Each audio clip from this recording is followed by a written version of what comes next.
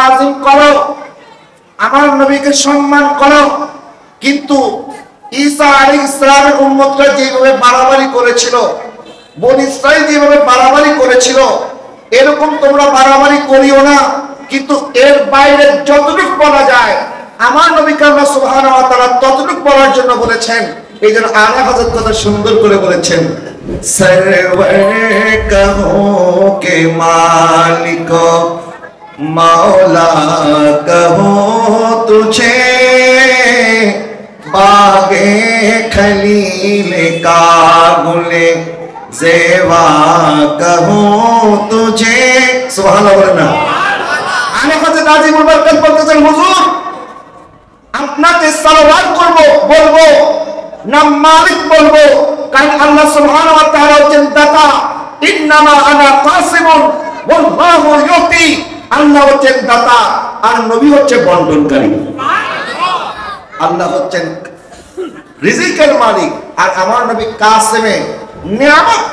আল্লাহর যত ফরমানটা, আল্লাহর পক্ষ থেকে রিজিক, আল্লাহর পক্ষ থেকে এলেম, আল্লাহর পক্ষ থেকে নিয়ামত, যা কিছু দেওয়া আল্লাহ আমার নবীকে দিয়েছেন আর নবীর মাধ্যমে আল্লাহ আমাদেরকে দান করেছেন। যে নবী এই রজব মাসে মেরাজে গিয়েছেন, সমস্ত নবীগণ কেউ মেরাজে যাবে দূরের কথা, মেরাজে যাওয়ার জন্য কল্পনাও করে নাই। মেরাজে যাবে তো দূরের কথা, মেরাজ যাওয়ার কল্পনাও। কিন্তু মুসা আলাইহিস সালাম যিনার সাথে আল্লাহ কথা বলতেন, মুসা আলাইহিস সালাম যখন আল্লাহর সাথে কথা বলতেন, তখন মুসা আলাইহিস সালামের একটি ইচ্ছা জাগ্রত হয়েছে, আল্লাহ তুমি তো আমার সাথে কথা বলো, কালাম করো, তোমার সাথে কথা বলতে এত আনন্দ, না জানি তোমার সাক্ষাৎ যদি পাইতাম, তোমার দিদার যদি পাইতাম, না জানি তখন কত আনন্দ লাগতো। সুবহানাল্লাহ। এখন আমরা যারা মদিনা শরীফ যাই, যারা এখনো যান নাই, ওনারা মদিনা শরীফে যাওয়ার আনন্দটা এখনো বুঝেন নাই। আপনারা শুনেছেন, রওজা মুবারকের ছবি দেখেছেন, গম্বুজ মুবারকের ছবি দেখেছেন, কিন্তু আমি বুকে হাত দিয়ে বলতে পারি, এখন যে যান নাই, এখন যাওয়ার জন্য যতটুকু তৃষ্ণা, একবার যদি যান বারবার যাওয়ার জন্য তৃষ্ণা আরো 10 গুণ বেড়ে যাবে।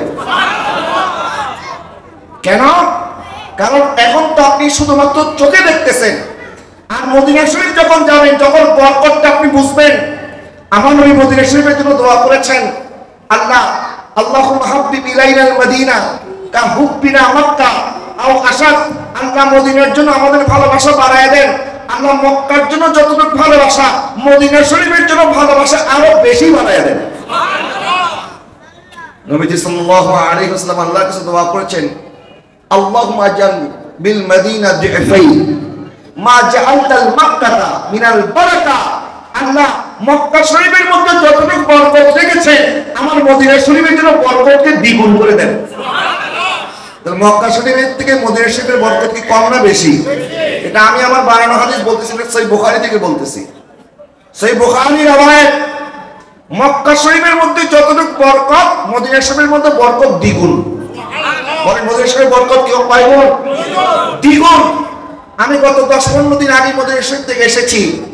আমি সেখানে একটি ভিডিও বানিয়েছিলাম যে আমি মদিনা শরীফে রাত্রে 1 ঘন্টা ঘুমাইতাম, আমার কাছে মনে হইতো আমি 6-7 ঘন্টা ঘুমাইছি।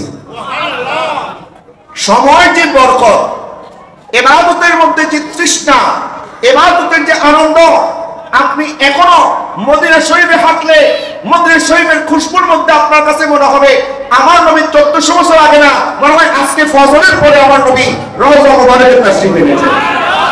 নবীর খুশবু এখনো পাওয়া যায় কি যায় না? এই জন্য এক শায়েখ সুন্দর করে বলেছেন, আরশে আজম সে जिसे की परेशान है रोज़ा-ए मुस्तफा, जिसकी पहचान है रोज़ा-ए मुस्तफा, जिसकी पहचान है, जिसका हम पलना कोई मुहल्ला नहीं, एक ऐसा मुहल्ला मदीने में है या रसूल या रसूल अल्लाह या हबीब अल्लाह या रसूल मेरी उल्फत मदीने से यूं ही नहीं, मेरे आका का रोज़ा मदीने में है, मैं मदीने की जानिब न कैसे खींचूं, मेरा दीनार दुनिया मदीने में है, या रसूल या रसूल अल्लाह या हबीब अल्लाह, या रसूल আমি বলতেছিলাম এখনো যারা মদিনায় যান নাই, মদিনায় যাওয়ার আনন্দ কি বুঝেন নাই, যখন যাবেন তখন বারবার যেতে মনে চাইবে। তো ঠিক একইভাবে মুসা আলাইহিস সালাম অন্য কোন নবী আল্লাহর সাথে কথা বলতে পারে নাই, যার কারণে আল্লাহর সাথে কথা বলার আনন্দটা ওনারা বুঝে নাই। যখন মুসা আলাইহিস সালাম আল্লাহর সাথে কথা বলে আনন্দ পেয়ে গেলেন, এই নিয়ামত পেয়ে গেলেন, তখন আল্লাহকে বলতেছে, আল্লাহ তোমার সাথে কথা বলার এই আনন্দ না জানি তোমার দিদারের মধ্যে কত আনন্দ হবে। আল্লাহ রব্বি আরিনি, তোমার দিদার দান করো। আল্লাহ পাক বললেন, লান তারানি, আমাকে দেখা সম্ভব, তুমি আমাকে দেখতে পারবা না। এখন আল্লাহ পাকের দরবারে মুসা আলাইহিস সালাম বললেন, ইয়া রাব্বি বারি তাআলা, এদিকে তাকান, এটা চলে যাক, একটু দরুদ শরীফ পড়ুন, আল্লাহুম্মা